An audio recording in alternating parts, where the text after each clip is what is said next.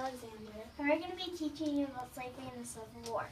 Slaves spoke a variety of languages. Here are some common ones: Spanish, African, or English.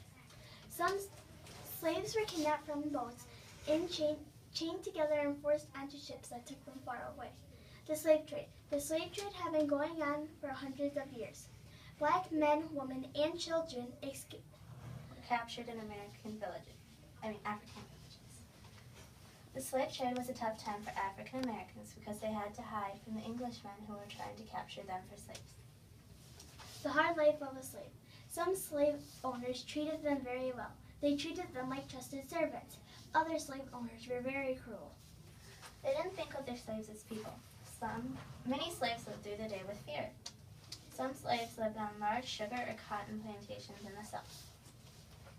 A plantation is a farm that grew sugar, cotton, tobacco, and rice. Slaves' lives were hard because their owners forced them to work long, hard hours and were cruel and abused them. People were bid off in auctions and were separated from their children, brothers, sisters, and parents. Some people helped the slaves and told them where to go. Some people called it the Underground Road. Slaves ate a mixture of corn and meat about once a day. Usually it was pork or beef crushed up and mixed in with corn. But some slave owners were nicer than others and treated their slaves well, as equals. Sometimes slave owners would give their slaves a small piece of land where they could grow vegetables for food.